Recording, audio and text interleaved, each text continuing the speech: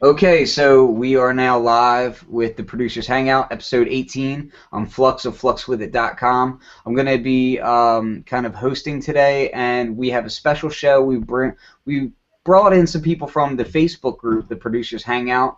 If you're not a member of the Facebook group, the Producers Hangout, I highly recommend you come and check it out. We try to be really supportive of others and try to keep it really discussion-based and not a spam box. So I'm going to pass it off to my left. We have Steve here. Steve, why don't you go ahead and introduce yourself? Hey, what's up, everybody? This is Steve Bannock. I go by the producer alias Stack Trace. Real quick bit about me. I started back in '93 with hip-hop, and then I moved into performance and stuff, and now I'm back into production and composing and engineering. Yeah, I'm just happy to be here with you guys. Excellent, excellent. And now I'm going to pass it off to Mike Silent Cypher of padbangers.com. What's up, guys? Good to be here. Let's have a good show. Pass it off to Angela. Hey everyone, I'm Angela. Actually rebranding right now, so my new artist name is going to be Angelina Moye. Looking out for that. I'll be releasing some stuff soon. Hopefully, just some videos. I'm an artist producer and a couple of other little things I have up my sleeve, my little tricks. So I'm happy to be here. Thanks for having me. And how do you spell the new name? I should probably add it to my yeah. It's Angelina, like Angelina Jolie. It's Angelina, and then the last name is Moliere, but it's pronounced Moye. Excellent, excellent. So for today's show, what we are going to be talking about is buying gear, which is a kind of common theme on this show because many of us are, gear lovers, and we tend to need a lot of tools for what we like to do. So what I thought would be interesting to bring up is, when is gear too expensive, and when is gear just expensive but you're willing to break the bank for it? And what are kind of those factors that will really sway you to decide, okay, this is something it might be expensive to me, but it's appropriately priced, and it's something that I'm willing to look forward to and to save up for or get. So I wanted to pass off to Mike first on this one, and just kind of ask him, because I know that he recently made a rather large purchase. I want to know both what are some of the key factors on that, and also, do you feel that it's always worth it? Do you feel like it's a gamble? Yeah, I mean, sometimes it's just love on the first sight, and you just want to have something, and if it's not ruining your whole life when you buy it, it's probably worth it. For me, it's always when I look at new gear, I always ask myself, how long will I think I'm really going to use it? And I recently bought the Moog Sub 37, and I have it now for about 2 weeks, and I know it was a good purchase, and I know I will use it a lot in the future, and it really satisfies myself, and that's actually the best case. Sometimes you see stuff and it's just too expensive, it will break your bank, and you have the feeling it would be cool to have it, but you actually don't need it too much. Like for me, it's I would love to have an Orb Quadra synth back from the late '60s, which is in a good condition. You have to pay around $8,000 for it, so this will probably never happen to me. And so you have to focus on the stuff you can afford and get the most use of it. Okay. How about you, Angela? Is there anything that recently you've kind of picked up on that maybe you felt like was kind of hurt, but you felt like you needed it, and why? I haven't bought any gear in the last 2 months or so. But there are some things I'm looking at, and every time I buy gear, it's always like that. Especially like mics. This year was my year of the mics. Some of the mics I've gotten have been really cheap mics that I've seen on like musician's friend, and I did there was a custom Consados mic that I went ahead and got. It was a U87 AI clone type of you know, special capsule and all that stuff. So I did that from JJ Audio. I did that. That was I couldn't pass it up. It was only like what, $475 I think it was, or something. It might have been more than that. But like with all the bells and whistles, it came out to like $7 something. And I felt like it was a once in a lifetime opportunity. I went ahead and got that. And I love the characteristics of that mic.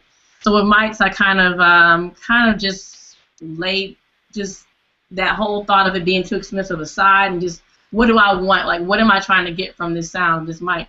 Now, I was just talking to somebody today about possibly picking up Machine Studio. I didn't get it when it first came out because I was like, you know, every time I go for that first thing, they come back around and they upgrade it or whatever. And that's always happened to me. I always get my MK1. I got it right before they discontinued it, and then the next like month they came out with the colorful pads, and I'm like, no, why? So that really, you know, I still have my MK1. That's what I'm working with, and I was like, well, you know, Black Friday is coming up. Something, you know, in the universe could happen, and they get another, you know, deep discount on the Machine Studio. And knowing in my mind they're probably going to upgrade it very soon. You know, there's going to be something new. There's always more room for these products to grow, but at the same time I have to think of this, like if I get it now, say for instance it does upgrade the next 6 months or so, I have to be content within myself to know, well, what do I actually need right now? Is this going to help me progress a little further in what I'm trying to do? I have to weigh those pros and cons, because if I feel like a purchase is going to help me right now, then I go ahead and get it now and know that it might go on sale later, or it might be another upgrade later, but hoping that, you know, that I'll be able to generate some income off of that piece of equipment in order to recoup that, and then, you know, maybe a year down the road upgrade or make that Studio B or whatever. I don't know. It's just gear is.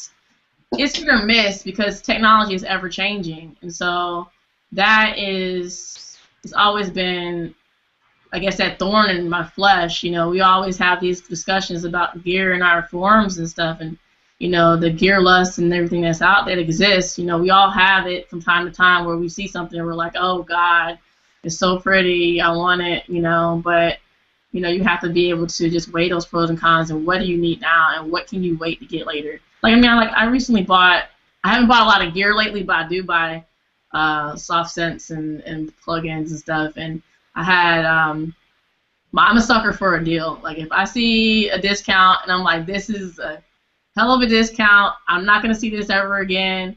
And I've been watching it. I watch these companies. And I encourage anybody who's into plugins and stuff, pay attention to these sales, these holidays, because those are the times you're gonna get the best deals. I think that's a major factor. I mean, I don't want to say that should dictate what you get, but at the same time, I think part of being a business owner or really anybody who's in any kind of job, it doesn't matter what job you're in, if you are in a job that requires buying tools, you should know what the marketplace of those tools is like. Exactly. So when I see people complain about, for instance, like they're like, oh, well, you know, X product just went on sale for like half off, and I just bought it like a month ago, and I'm like, you bought like $1,000 product right before Black Friday? You don't do that. You don't do that. You know what I mean? Like you didn't think to like maybe understand that, okay, like these sales come around, or just like buying an iPad, or just like buying, you know, any major product that has a known cycle of evolution, like something like Complete, where we know every year it goes on sales at certain times of year. It has for the past, what, like 8 years in a row. Yep. Be aware of this kind of trend, and you know, your money. So a lot of the times we're buying products so that we can make more money, right? Right. Right. Sometimes it's for fun, but let's be realistic. Like we try to utilize our toys and tools for money, and if that's the case, then you're trying to optimize your efficiency. You're trying to take an expense and recoup on it as fast as possible and make as much back as possible.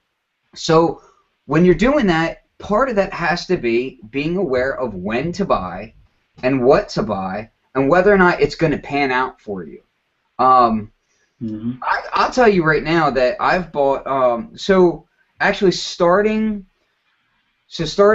about a year or two ago, I set out a plan because I have a tendency to collect gear, and I'm not just I don't just work in the field, but I'm a fan of the field. Like I love everything to do with sound as a whole. There's a lot of gear that I absolutely don't need for what I do, but I really want just because it's lust driven. You know, there's a lot of things that I'm like, wow, like I could really use that, but do I really need it? I'm gonna say yeah, but if I break it down in an expense report, definitely not. And that's a problem. So I kind of wrote down a list of like not specific items that I needed, but more specific styles of items that I needed. So like I decided, okay, I need a new, I want a new preamp chain, okay?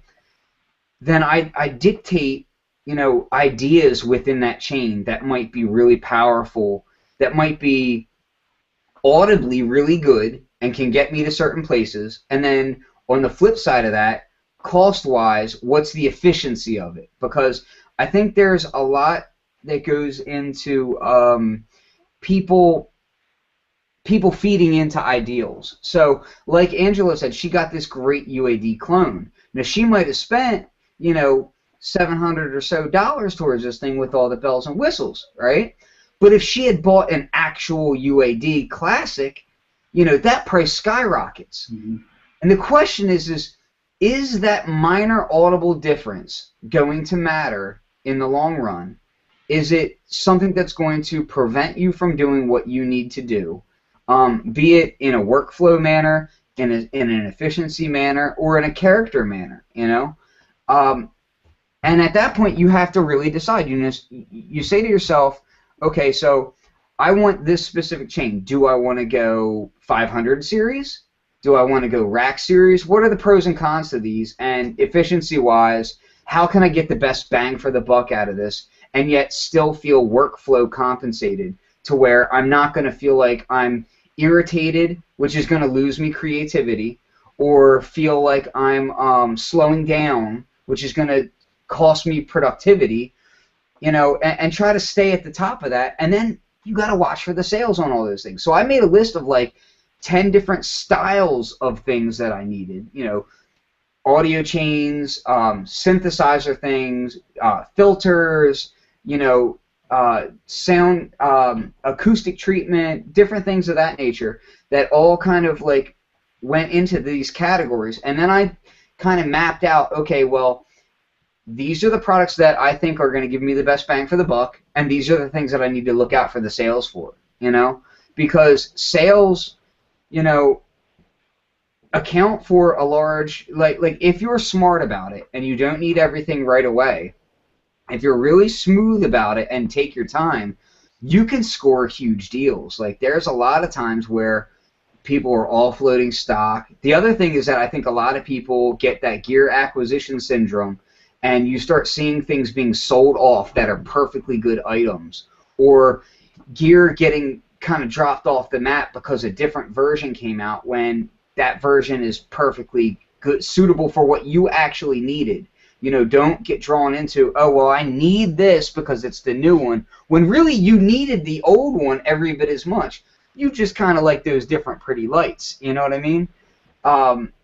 So I try to keep that in my mind at all times. Like I'm a very I come from that broke mindset where I'm like, I need to make this work for me. You know what I mean? I need to make this work for my bank account. And if it doesn't work for my bank account, I need to find a way to make it work for my bank account. You know what I mean?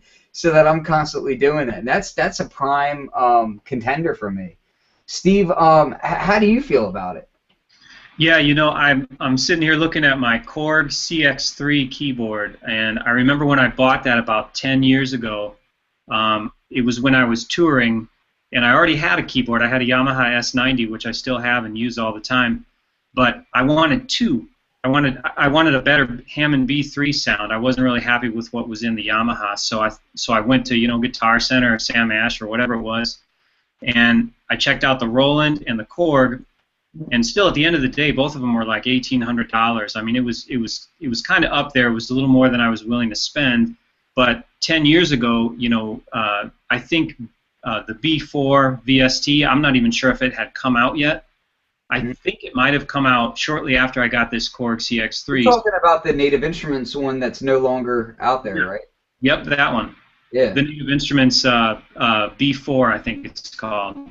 Yeah, it's gone now. Yeah, it's been gone for a long time, but I still have it. And so I discovered that shortly after I bought my CX3, and I thought, oh man, I like the sound of the B4 even better. I thought, why did I even buy the CX3?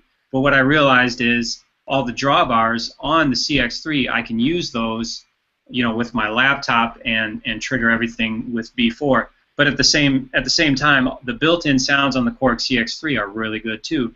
So in the beginning, I thought this might not have been the best purchase, but in the end, it really was.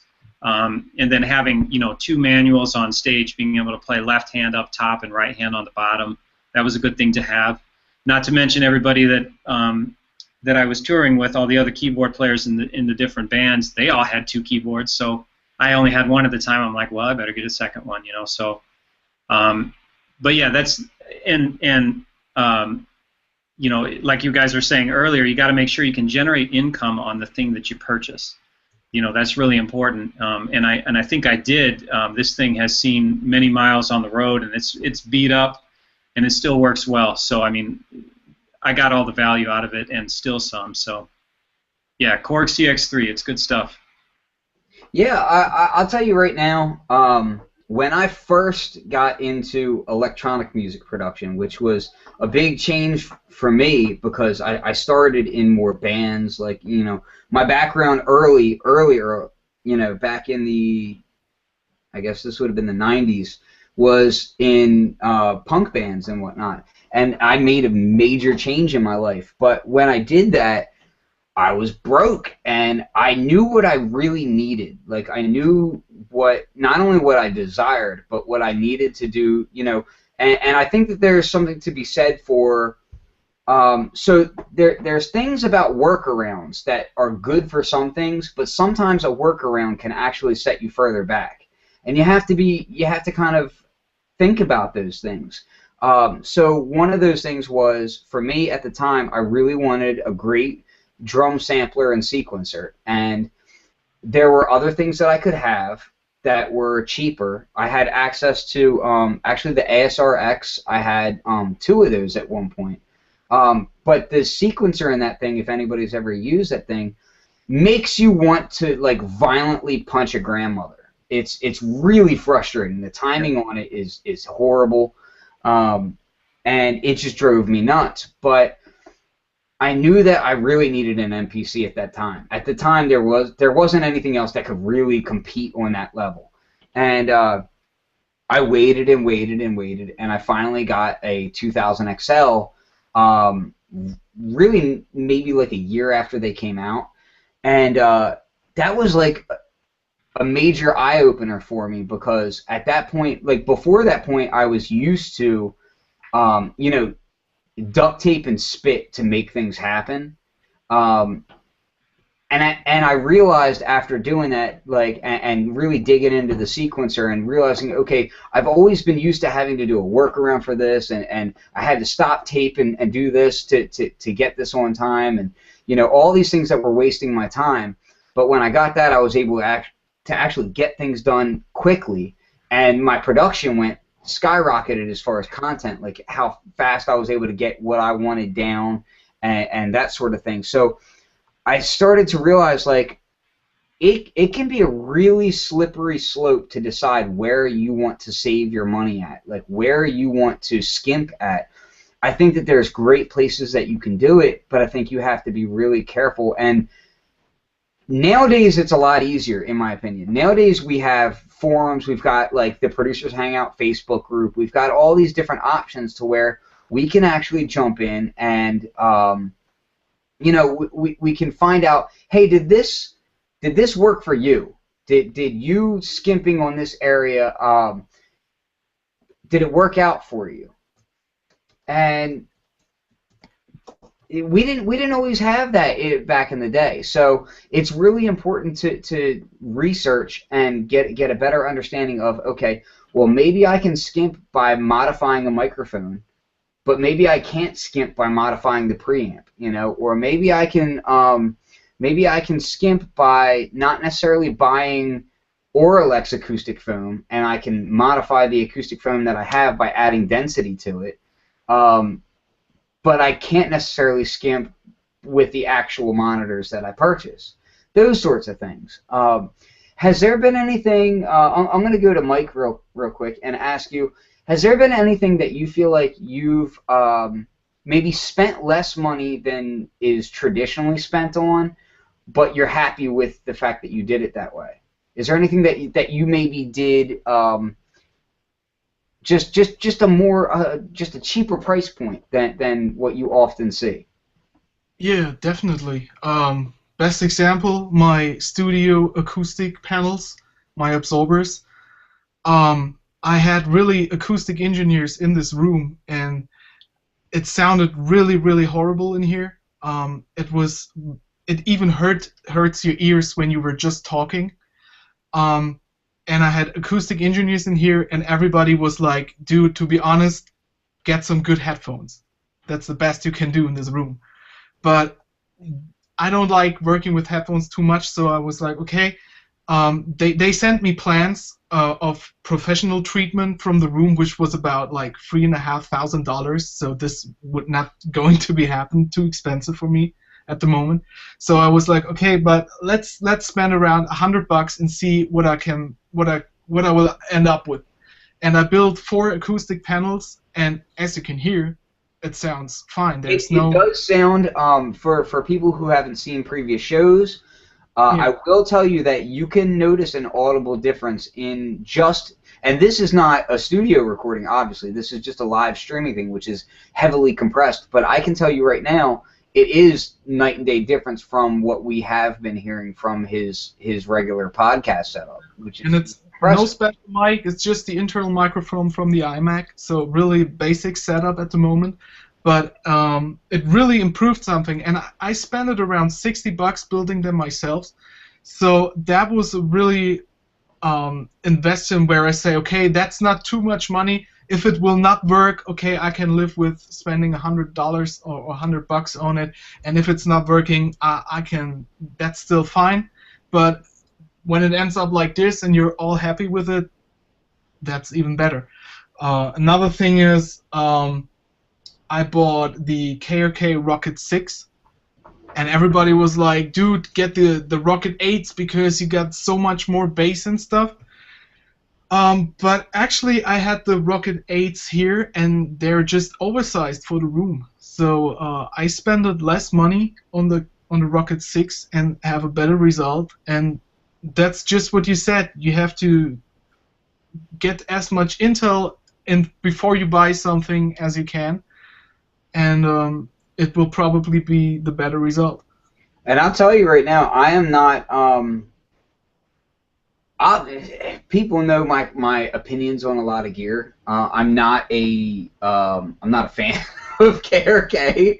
Well, no. I should clarify that. Of the Rocket series, I really do like the what are they? The VX3 or VR3, whatever it is. The V3s are very nice. I like them, but that is the number one thing, though, is that people seem to buy into this idea of oversizing their monitors. And just because a monitor it has a bigger cone on it and maybe in the spec sheet can go down an extra like 10 hertz, you know, or it just doesn't You know, it's the same thing when people putting subwoofers in their car. You know, most of the time they have huge ass subwoofers in the back, in their trunk, and it just sounds like shit. You know, Yeah.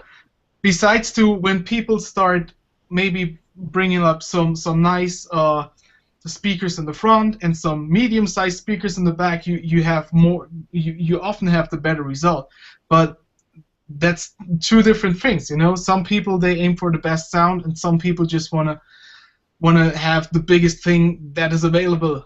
You know. I think it's not even so much that. I think maybe more uneducated people are definitely seeing that and are feeling the boom from an 8-inch woofer versus like a 5 or 6 and feeling that. But I think a lot of it is just a lack of education of how a crossover works, what it does for your system, and that sort of thing. And also room size dynamics and how that affects reflections and standing bass waves and that sort of thing. But I can tell you with the KRKs right in here, when people sitting here, they are always surprised how much boom they actually I get from these little speakers, because just the whole room is so tiny here. It gives the speakers more power, and they're actually sounding really, really good in here. I used to have the Yamaha's HS80 before, which I really, really like, and my dad has those speakers in his studio at the moment, and I really like the sound of it, but when I put them in here, they're just oversized. And the KRKs actually sound really, really good for what I need here. I'll tell you right now, the other thing is that like people need to understand that the amount of knowledge that you have directly will impact how much money you spend and how much money gets wasted. So time is money, yes, but I feel like time spent on knowledge to gain knowledge is more like you're paying yourself. You know what I mean? So even though you're spending money of time to research things, you're also paying yourself in return. Because if you work at any company, they will pay you to go to school a lot of times to learn more information, right? So you have to invest in yourself, and by learning more about things like acoustics, understanding how the things react in your environment, you can actually save yourself a ton of money and better utilize the equipment that you already have, which I think is vastly important. Angela, has there been anything that you feel like maybe when you were starting out you were less versed in, but now that you know things, you feel like you are less likely to waste money? Oh, that's everything. Seriously, I can really honestly say everything, from monitors to acoustics, to gosh, I mean, I started off back in 90. I can honestly say probably about 94, 95.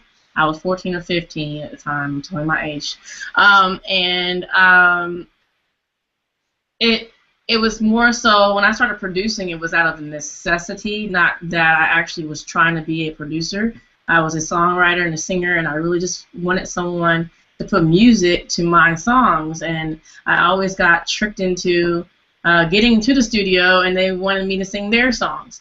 So I just started, people started giving me equipment, and I started teaching myself to sequence, and didn't even know that's what it was called at the time.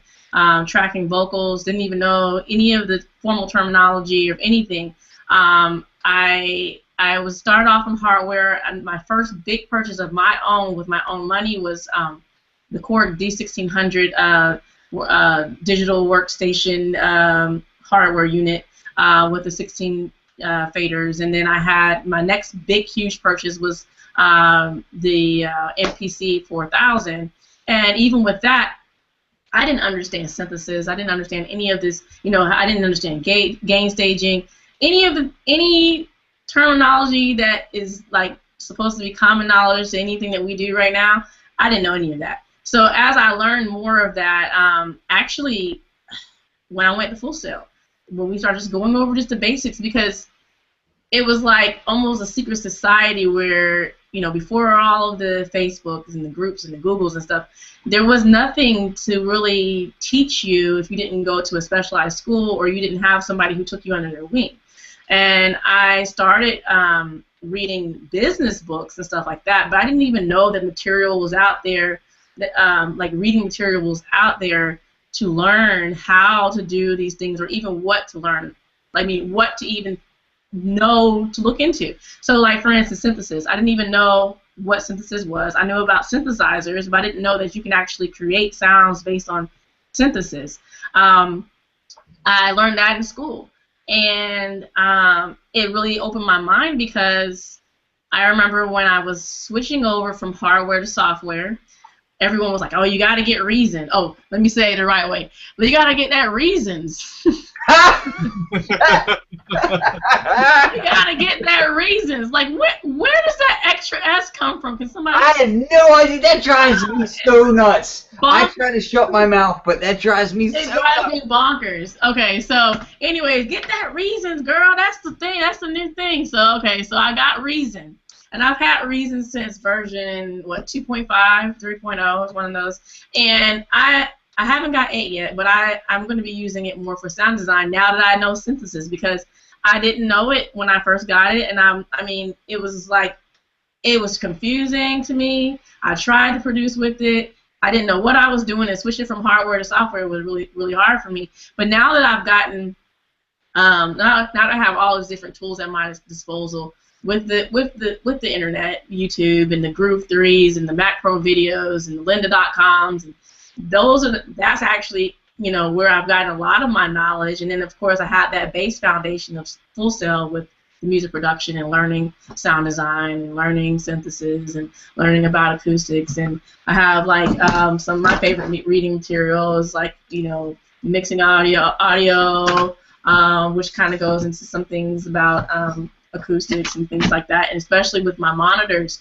When I first got these are, I had the Truth B2031As, and I think, they're the first. I want to say they're one of the first issue ones, and from what I understand, they were based off of the Mackie design. Yep, So, I had the same ones. The 8. I think, The same ones. Yep, and they I love them because I know them, you know, because I know them so well. I listen to everything on them. I mean, I didn't know any better. I would take them to, when we'd have little house parties for my siblings and stuff, for like their 16th birthday party, sweet 16 or whatever. I bring them and I do their, you know, my version of live sound at the time, you know, and, you know, rig it up and play the music through them. And they always had a really great sound, so I know them. And when I started learning about, you know, just how to reference your mixes, and that the best thing to do is to know your environment regardless of what you have. And that's when I started mixing. Actually, in school, the music production program is not an engineering program. They do teach you some engineering. You have to know how to engineer your own stuff because you have to present your mixes. So they do teach you some, and like right towards the end of school, they gave us a mixing course right before. We had a mixing course, and then we had a mastering course, and that was like right before our final project. So in the mixing course, I had to go out of town for a funeral, and so I didn't have my room that I'm used to. I didn't even bring my nicer. I don't even think I brought these. I didn't bring these. I might have brought just some Sennheiser ones or something like that, and I brought my earbuds. And I was on my way back home from Virginia to Oklahoma at the time, and I was traveling through the mountains, so my ears were clogged up, had a whole lot going on in the sinus region, and I stopped at this hotel, and I had to do this project for school, and I didn't know how I was going to do this project, so I was like, look, I emailed my professor and got an extension. So I got an extension, got home, so my ears still clogged up, got home, did that mix that day. Everyone else had like a week to do it. I did it in less than 24 hours, turned it in, and he told me it was the best mix. Did it on earbuds. Most of it was on earbuds. I choose earbuds, and it was the best. He said when I turned it in, he said this is the best mix of the month. I'm like, are you serious? Like, I can't even hear right. You know, like how did I turn in the best mix of the month? And I'm like, ears are clogged. He's like, maybe you found a new way. Everybody needs to drive up into the mountains before they mix or something. I don't know. But apparently I was able to get my low end right. I was able to get everything right through earbuds. And sometimes it's just, you know, like I said, reading is fundamental, people. It really is. Yeah, I thoroughly agree. It's fundamental. You read, and I absorb everything.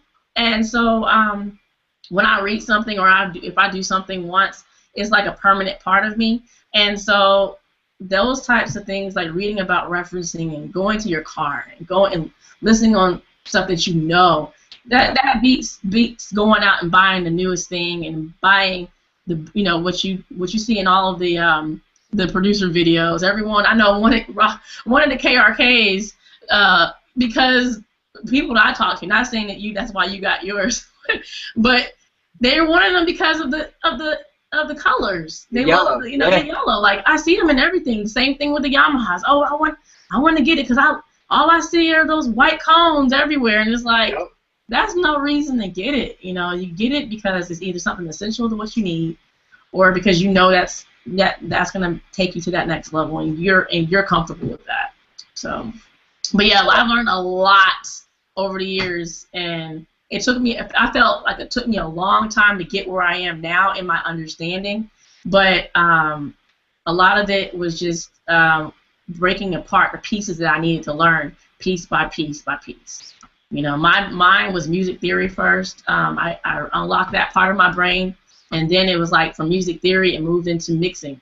And when I started realizing, I was saying this on another hangout with some of my Pensado friends, that when it unlocked, like that mixing was just, that the frequencies were just notes on the keyboard. I was like, what? There are notes. There are no values assigned to this. Wait, hold on. These are octaves. Wait. Oh wow! Like this is like a revelation. And you know, it's just little things like that. I have taken my knowledge to a whole nother level and have affected the way I look at buying gear, how I look at buying a new soft synth, you know, like Serum. I weighed my options, and I was like, okay, it's going on sale. It's on sale for this long. Black Friday's right around the corner. Are they going to have another sale? I was assured by someone that they probably wouldn't because they never have any other sales. Like, this is like, you know, once they come out, that's it. So I was like, okay, all right. I don't have any hard synths right now, and I want to do some sound design. This will probably be my easiest way to kind of get my foot in the door, to kind of start, you know, building some sounds with this. And I tried a demo. I loved it. It was easy for me, even though I have Massive, I have a couple other synths, but it was just like, I liked the interface. I fell in love with it, and I bought it. You know, I waited, and I was like, okay, the 31st is coming close. Oh, I'm going to go ahead and get it. So I went ahead and got it. And same thing with Rev. Rev was having a sale. It was like, what, $40, $50 off, something like that. And I contacted the company. I'm like, look, are you guys going to have like a crazy Black Friday sale? Because please let me know. I will wait until then. But I'm going to go ahead and bite if you're going to, you know, I really want to get it. And they were like, no, we're not going to have a Black Friday sale. I'm like, okay, I'm going to go ahead and I'll jump, because I was looking at Rev before, and I know I know the sound that I was looking for, and that's what I think wanted. That's an important thing to understand when dealing, especially with software, is don't be afraid to talk to the company. You'd be surprised at how small the vast majority of these companies are, and when you shoot an email to these companies, the large percentage of the time, they actually will respond to you, and they will see you for who you are. Somebody who's willing to actually spend money, not, you know, be a douchebag and, you know, pirate their stuff. You're actually trying to legitimately purchase their stuff. and just trying to figure out whether or not this is right for you at that time. You'll be surprised at the deals that sometimes these companies will cut for you. It happens all the time. I've seen it. I've done it. And that's something that people need to recognize when they're in this field, because the music industry seems really massive and seems really like infinite, but it's the actual producer environment of people that are doing this as a legitimate means of feeding their family is actually fairly small. And when you realize that and you start talking to other people, you'll start seeing people at different events. Like if you go to AES or you go to NAMM, you know, you go to Music Messa or whatever, you're going to start seeing people that you might have thought were just a bot on the internet that you were talking to on a Facebook group, but no, that person actually exists. That person actually is physically eating food with you right then and there, you know? And when you gain that understanding, you realize, okay, well, you can cut deals. You can make things work for me and make things work for you, you know? And when that happens, everybody does better, because if they maybe get a little, 10% less money, but yet are still getting your money, then that works out for everyone, you know, because then you're promoting the product by doing, sounds for it, or using it. They're getting money from you. You know, it's a circle of life, really. I mean, everybody is happy, so you can't be afraid to. If you're really on the cusp of something that you feel that you are really interested in, but maybe you're not so sure about a sale or whatever, and you haven't seen the product cycle, whatever, shoot them an email. Does it really hurt to shoot an email and get a no? I don't think it does, you know? So people need to be aware of that. And on another note, talking about the monitors and whatnot, I'll tell you right now, I had those same monitors for probably 10 years that Angela had. And I knew full well what they were and what they weren't. I was when I bought them, I knew exactly what they were. But at the same time, I needed them for what they were, And right now they are sitting back in a closet behind here. But not because I don't like them. I know them like every cell on the back of my hand, and more so. I know them so darn well that I can use them excellently, and I love them because I know them that well for 10 plus years, using them in the same scenarios you were talking about. I used to set them up and use them for when I was DJing, in-house parties. I would use them for when I was mixing friends' projects, all kinds of different things. And I don't poo-poo them in any way. But in the same regards to what Mike was talking about, the reason why I use them less now is more because I have a nice set of 5-inch monitors with a sub in a room of the appropriate size. Smaller monitors are working better in this room. When I A/B them directly, they just work better. Sometimes I pull out the other monitors for an A/B session, but honestly, I like to A/B mixes in a car. I like to take my mix that I'm working on here. I'll do a couple of different things. I have an EQ setting on my main mixer that I set to, and I'll switch to that, which kind of emulates what a regular hi-fi setup sounds like. And then I also have a boombox that I pull out that has it's like a nice boombox. I mean, it makes you want to pull out some cardboard and start breakdancing, but I'll A/B on that, and then I'll also A/B in a car, and sometimes in a couple of cars. A car with a system, car with a Bose system, and a car without a system that's just like a regular car. I really like A/B mixes in a car because I feel like a lot of the times that's where they're being listened to, and a lot of the times that's where you can figure out, does this mix make people want to move? You know what I mean? Does this mix give you that oh shit feeling? You know what I mean? Like if you're in a car with a decent system, not just a sub, but a decent system, and you've got a really good mix, it will make you flip out. Like a car can be a great listening environment if set up properly. Because and that's the other thing is, like, upstairs in my lounging area, I do not use monitors. I don't use reference monitors. I use a hi-fi system because a monitor is not meant to make your sound good. That's not the point of it. It's meant to make it flat and expose problems, right?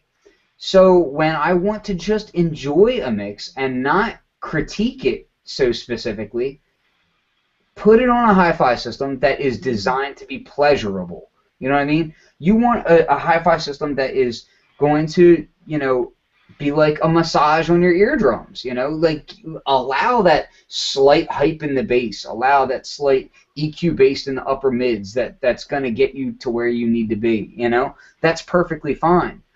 A/B your mix on that, and if your mix doesn't work on that, then there's something probably wrong that maybe you weren't hearing on your original reference. So that goes back into the next topic that I wanted to talk about, which was budget items that maybe are really inexpensive that are worth more than their money. And for that, I would definitely say cheap speakers. Really cheap speakers come in handy in your studio. Do you guys use any of those? Mike, do you use any like smaller speakers, or just like I know a lot of people use Oratones and the Behringer version of those, and like the mono speakers, that sort of thing? No, I use my studio speakers, and for ABing, I go into my car. I go into my living room where my 5.1 system is, like the hi-fi system. I go downstairs and check it on a small kitchen system, and that's it. But for low budget studio helpers, I can show you guys maybe 3 things. Which are really, really cheap, but first thing is this thing like here.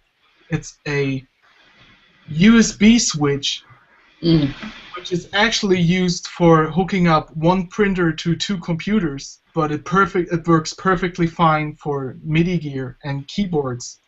And I use it I have a small MIDI keyboard, and with this can have it hooked up to the computer and to the iPad by just switching one button right here. So that's the one thing. The second thing is kind of similar, but for the audio. The USB switcher is about $10, and so is this. This is like a passive audio switch. It has 3 RCA inputs and a 3.5 millimeter input, and it doesn't need power. You just plug it in and you can switch the input sources. Really great if you have like 3 or 4 cinch stuff you want to plug into your audio interface. And this is also about $10. And what also really cool is I have this Samsung headphone preamp right here, and I actually use it as a stereo audio splitter. So this is dirt as well. I think it's about $40, and comes in really handy. I gotta say the USB switcher is something that I haven't thought of, but that I like that. I'm probably gonna end up needing that because I use a separate USB powered hub for all of my iPad integration, and then I don't actually integrate it directly to my computer through that hub. I leave it on its own power source, and then I'll integrate over wireless or other ways. But that's actually a really cool idea. I like that a lot. Yeah, it's dirt cheap. You can find it on Amazon and everywhere. It looks like it's built fairly chunky too. What did you say? I said it looks like it's built fairly chunky. Like it's got like nice size buttons on it, and Yeah, actually, nice. It's a metal case, but it's a little flimsy, and I mean for $10 you can't expect too much. No. But it's working pretty good. So I never had a problem with it, like with a losing connection or something like that. So that works pretty good. But in the end, it's just a cheap metal case and two knobs on it. That's it. What about you, Angela? Do you have anything in your studio that is cheap but you find indispensable? I'm thinking. I don't have a whole lot of cheap stuff, unfortunately. I wish I'd find more cheap stuff. A a lot of free plugins. That's been very useful lately. I've been on free plugin like search for. I'm actually gonna for a long time. I'm actually now that I'm settling. I did this big huge move from Oklahoma to Florida. So now that I'm settling and I'm getting that rebranding, I'll be putting my blogs out and stuff like that with my free finds. That has been very, very cool. Gosh, cheap. Under $200. I'm gonna go ahead and say cheap is under $200. Okay. Cloud Lifter. What is Cloud Lifter? A Cloud Lifter. It's like a microphone. It basically you plug the microphone into it, and how does it describe it? It's like a preamp, a line-in preamp for the microphone. So like something like Cloud Lifter. It's called a Cloud Lifter. Like something like I'm gonna say a dynamic mic. Any low output. Let me see. Hold on. Okay, yeah, like the SM7B. Like if I plug my SM7B into the Cloud Lifter and then go into the Cloud Lifter, out from the Cloud Lifter into my Apollo or whatever I'm using, Robbie or whatever other preamp, and then it's going to basically lift that without lifting that noise floor. Really? So yeah, it's really cool. It's I got it when I got my SM7B and I tried it, with. Do you have a link for that? A link for it? Yeah, if you get a link for that, you can post it in the chat room, and I'll put it in the description for the video because that sounds like something I'm gonna have to buy. Yeah, it's really cool, and I was like, I never heard of one. Someone was I saw it in the forum, and I was like, Cloud Lifter, what's that? And so that's how I feel right now. I was like, what? So yeah, I went ahead and got that, and that was really, really cool. So it's good for like your low output microphones. It sounds like ribbon microphones. I had a cheap ribbon microphone from. I do have a lot of cheap mics from, like I said, from Musician's Friend. That contact mic that you told me about. That was super cheap. That was like $5 or $6. They're great, aren't they? Yeah, that was super cool. Now that's cheap. But yeah, like I'm super into free stuff. Anything free. Anything I make. Now I do make my own stuff. That's something. You're here. Yeah, I make instruments, so they're cheap. Like I have. Why don't you tell us a little bit about what? Let me see if I can find something because I'm still setting up. Actually, when you hit me up today, I was building my. You find that instrument, and I'll talk about some of the things that I've made. I'm gonna bring some. So I'm glad that she's saying that because I was just getting ready to say that myself. Is that I absolutely love. I mean, right now, literally, I'm gonna turn the camera. Look down here. You'll see a soldering iron. You'll see I got circuit boards out here. I kind of am always making things. Let me turn this up a little bit because this has been really indispensable for me. So up here is actually a little box that I can. Well, I could, but I'm not going to. I've Velcroed it I've used industrial Velcro to Velcro this to my synthesizer. But this is actually a switchable. It's what's called a switchable multiple, and it's actually a double switchable multiple.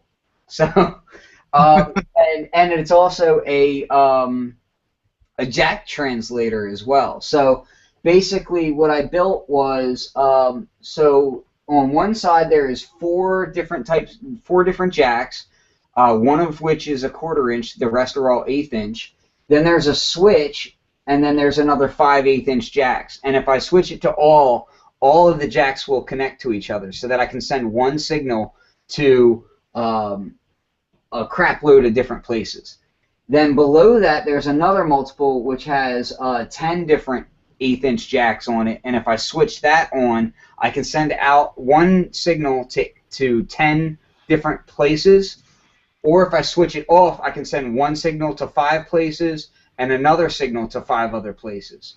So, or wait, no, one signal to 4 places, the other signal to 4 places. Whatever, don't worry about my math. So, building things is extremely, extremely handy. Another thing that I like to build, I don't know if I have it over here right now, is I tend to build lots of what she was talking about. I build lots of contact mic instruments and contact mic use cases. So what I'll do is I'll do things like, if you get piezo microphones, you know, you can solder them to a jack, or you can just buy cheap piezo mics that already have a jack on them. I'm looking around because I could have sworn I had one over here. But anyway, so you can take these piezo microphones, right? And then what I do is I douse them in a ton of silicone, right? And I'll put them into different shapes and whatnot, and then I'll let them harden and cure, so that the silicone is now, it's like its own little like rubber encapsulated thing. So now you can put it into water, you can do whatever you want. So you can make a hydrophone, which is a microphone for underwater, out of a piezo microphone. And I'll do things like I'll take that and then I'll stick it inside of other instruments. Like if I've done things like, I can't get to it because it's behind my ribbons. But I've taken large refrigerant canisters and propane canisters, and then I take a grinder and I cut holes into them with a grinder. Then I take tuning forks and I'll hit the canister with a tuning fork and cut along it until I get them in tune. So basically I make, if you've ever seen a hang drum or a happy drum, yes, you can make those using propane tanks. Empty, obviously empty. You cannot do this with a propane tank that has propane in it. You'll probably die, and if you don't die, you'll be like making a lot of fireworks. Just don't do that. But yeah, you take a grinder and you can cut them out, and you can actually make your own tone metal drums. And I'll do that, and I'll attach piezo microphones inside of them, and I'll run electric circuits out through them. The next thing that I'm going to be building is I have this guy here, which is awesome. So I already have one in my modular, but it's a speaker and distortion module for my synthesizer, right? Sweet. And it comes like this. It doesn't come as a kit, but it's a Eurorack. You know, like you can buy the parts for it and then build it yourself. So I've bought the circuit board, all right, and I've bought the faceplate with the speaker already attached, and I'm going to build my own, you know, distortion / speaker module for my synthesizer, which I already have one right here. So now I'll have two. But you know, so building your own gear can save you a ton of money. Like this right here is over. I looked at it on Modular Grid the other day, so it's probably wrong, but it's like $6,000 worth of synthesizer gear. But a lot of it is built by me. Like I built this. I built 1, 2, 3, 4, 5, 6, like 7. I built probably 8 or 9 different modules that are already in it, which is, you know, it saved me a lot of money as well. So building your own gear, understanding how to use, as I said, soldering iron, you know, and circuit boards and whatnot, can really go far, can really go the distance for helping you out. So, Angela. No. Yeah, that's great. It's great. That's my next endeavor, is getting into the soldering and building. I mean, I've been reading on it, and hopefully you'll be able to help me with some of that. Mine's a little bit more organic. I have here Japanese shakuhachi. Yes. Made with PVC pipe. I was in the class and we were doing world music, and I was doing Japanese music that week, and I looked on eBay and it was going to take too long to get a shakuhachi to me, and it was going to be about $100 or more, and I didn't know if I was going to be able to play it. It took me about 4 days to learn how to finally get some sound out of it, but I was able to use it in my track. So that's a Japanese shakuhachi made out of PVC, and then... Can you play it? Can you play it for us? No, it's not. Can I put you on the spot? Yeah, you can. It's not actually tuned properly. I need to make another one, but it's. Let's see. That sounds good.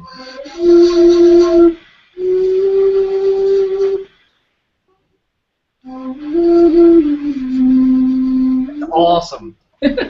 Cool. That's So, so yeah. that's awesome. Not tuned right, but I gotta do another one. Did you just do that just by looking at one and then deciding how to do it, or did you? I went online and found some plans, and then just went out to Home Depot, and I kind of had to modify it a little bit. I ended up finding some epoxy glue, epoxy at Harbor Freight is the best place in the world. Harbor Freight is dirt cheap. Like, I recommend it love to everybody. It is the best place ever for anything. I mean, like, I got a cowbell from there for like low. It was like, it was great. Harbor Freight is like, seriously, that's the 99-cent store of hardware stores. It really is. So I went and got some epoxy from there, and then I just picked up some PVC. You know, PVC is like dirt cheap. And then I sanded off the little numbers and stuff so I could, I was gonna paint it and everything, but I'm gonna probably do that on my next Shakuhachi 2.0 or something. But then I'm gonna crack that software.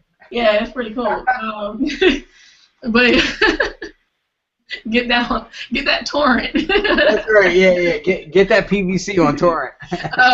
And then this is a rain stick. I found this one on this project on YouTube, and kind of hear it a little bit. I've used it in a track.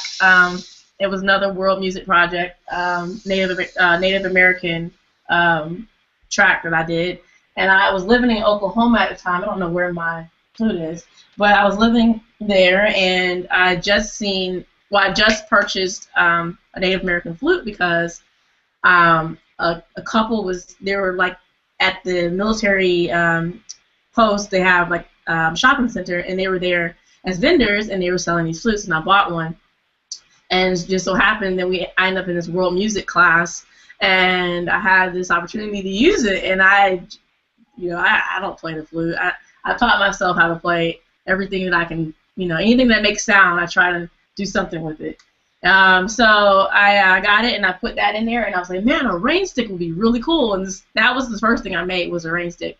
And that was made out of a packing tube with that I had left over from something I had from a poster. Oh, my mixing the frequency poster, the frequency spectrum. Oh, that's a good thing to have too. Yeah, I have that, and I had this tube left over from it, and so I was like, So I went and got some nails. That's a double win. Yeah, it really is. So I have the nails, and you nail the nails all the way in, and you do that all the way down, and you do that again all the way till you get a nice little, like a little web of nails, and then you experiment with different I would say mediums, but different grains and beans and whatever. I tried beans, black beans.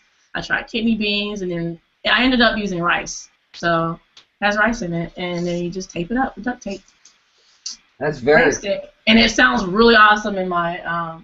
I use it in 2 productions because I had to do Native American for one class. It was one class I had to do ambient music, and I did a Native American track for that. Used the flute, and then another class I ended up having to do world music again. And Native American was another choice, but it had to be like horror or suspense. So I did like a Native American suspense track, and I used the rain stick. So pretty awesome. Very cool. And cheap. Well, cheap, not free, but cheap. Have you built anything, Mike? Nah. I'm not an instrument. You're gonna have to get your DIY up. And I'll tell you what. Let me tell you something. Now I haven't. I'll be the first to tell you that I'm not big on Pinterest. Just not because I don't like it, just because I just am not on it. But my wife is on it a lot. But in Twitter and Instagram, if you look up hashtag SDIY, synth DIY, you'll find a lot of synth DIY or sound DIY. You'll find a lot of interesting things and interesting projects on there. So I try to recommend to people, look that kind of stuff up, and if you make anything like that, take a picture of it, whatever, hashtag it SDIY, because as we said earlier, we used to never have this kind of venue to, like people like us, we used to be so hidden away, and we were the secretive generations, and now it's like we can share our knowledge, so it's great. I mean, I'm always trying to champion the fact that if you have knowledge to share, please share it, because the funny thing is I've met some brilliant teachers, and I've met some people at brilliant institutions that are terrible teachers. So like it becomes really important to for people to share knowledge, because eventually I hope that all audio production becomes better as a whole because of the internet and because of what we can do now. Whereas, it used to be held, a lot of this information used to be locked away, and it was like you didn't know the qualifications of the person before it because he could have learned from one or two people and that was it, Whereas now it's like we have an opportunity to really get out there and share. So I think I want to kind of close today's show, and I want to thank everybody for coming, because I think today's show was very enlightening and a lot of great information, and I enjoyed it very much. So I'm going to let Angela say her goodbyes first, and before you say goodbye, could you remind us about any projects that you have upcoming, anything that you're working on, any of that kind of information? Well, like I said, I just moved, so I'm just getting myself situated. I'll be opening up my new Facebook page for my new artist name, because I'm closing down my other one and kind of just, like I said, reinventing myself.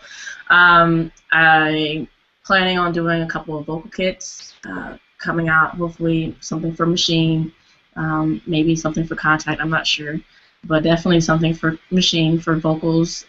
So that's going to be coming up hopefully sooner than later.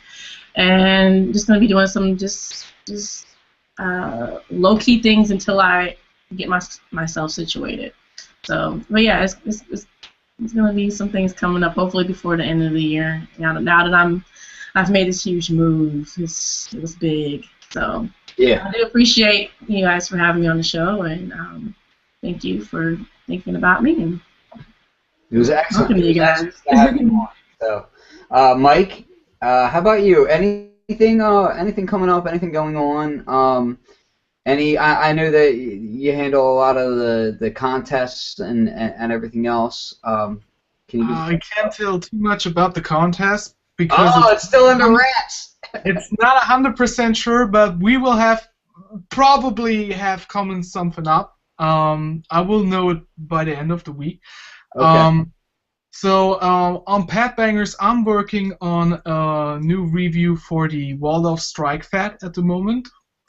And it takes a little longer because some asshole stole my whole camera equipment from my car, and now I have to borrow cameras from my friends and stuff. So please excuse if the updates are a little late at the moment.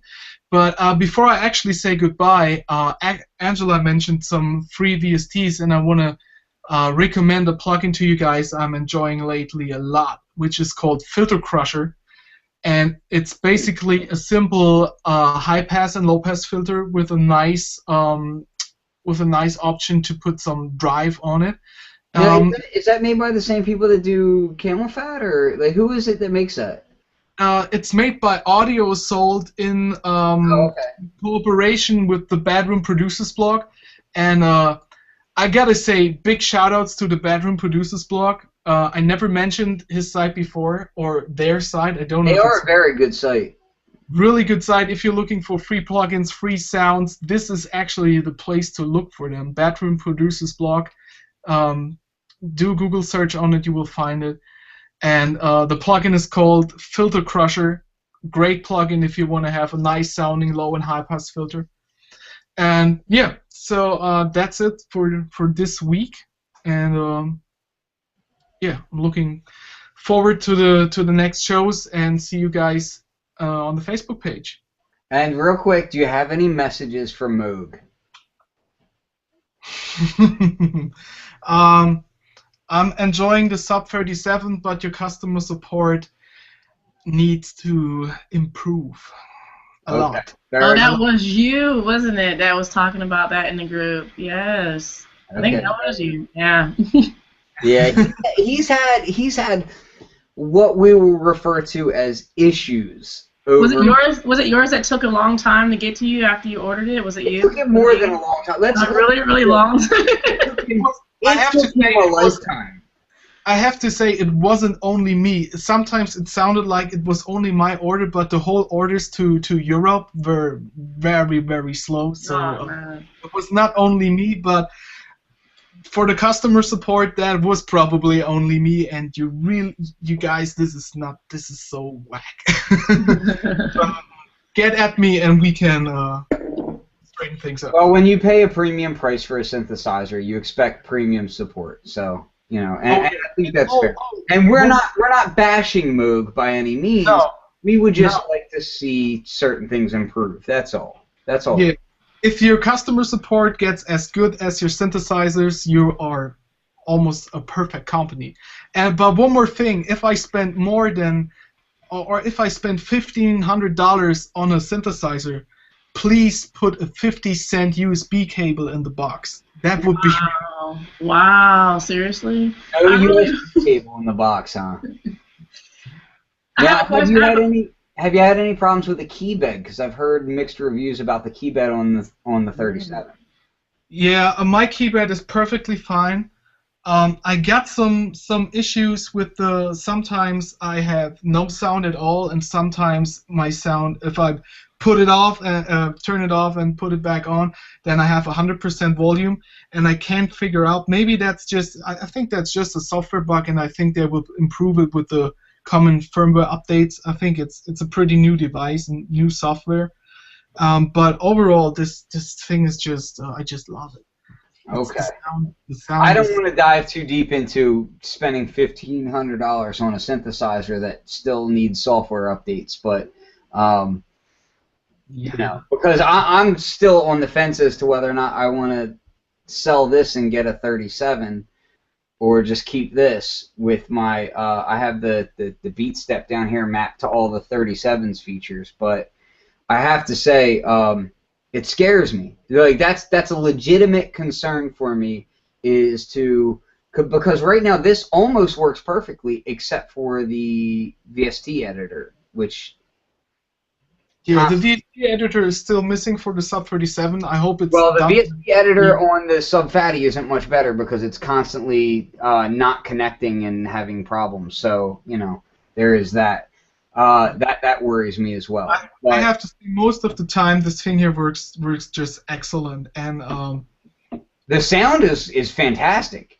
It's fantastic, and the modulation possibilities are. You almost can modulate every button on this or every knob. Every setting can be modulated, which is you can modulate the filter slope, the range of the arpeggiator. Just overwhelming how much modulation can be done. It's really great, and that's the really be busy for years. That I need right now is to modulate filter slope. If I can do that on this with a firmware update, that and hopefully they add paraphony to the Sub Fatty, I'll be really really happy because I know that it's really just software at that point. You'll probably hear this very good, but I just made a patch last week which modulates, one LFO is modulating OC2 on and off, and the other is modulating the octave of oscillator 2, and this in duo mode sounds like this. Hold on.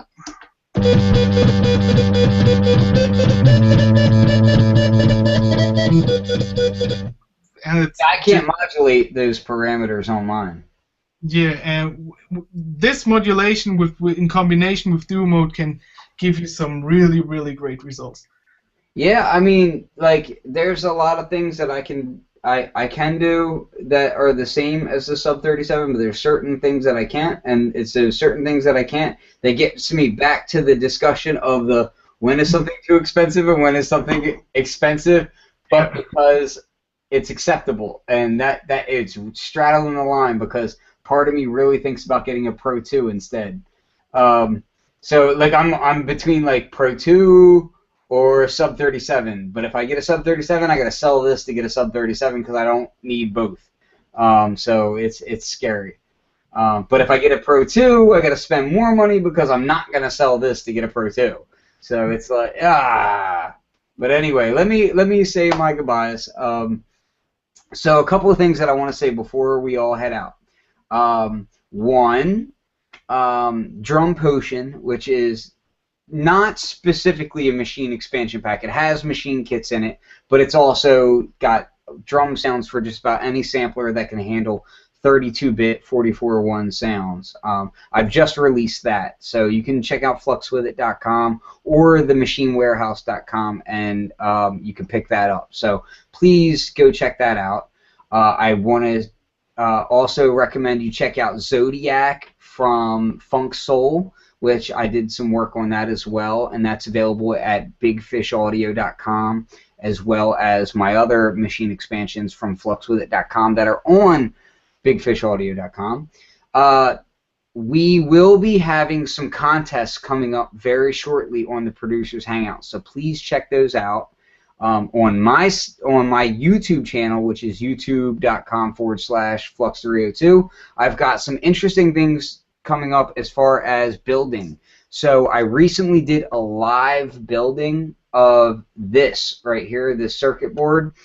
I'm gonna start trying to do tutorials and videos explaining to people how to build their own audio equipment. Because I feel like I talk to a lot of people that are very intelligent people, but they seem to be intimidated by a soldering iron or be intimidated by modifying equipment. I don't believe that this is something that's founded in reality. I think it's actually easier than people realize. I'm not an electrical engineer. I'm just someone who grew up in a household filled with nerds. My dad was a ham radio engineer.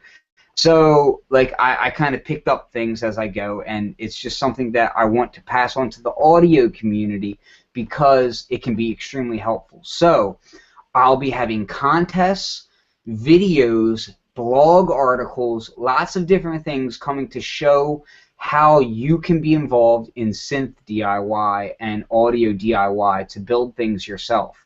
So, please stay tuned to my YouTube channel for that sort of thing, and also my website.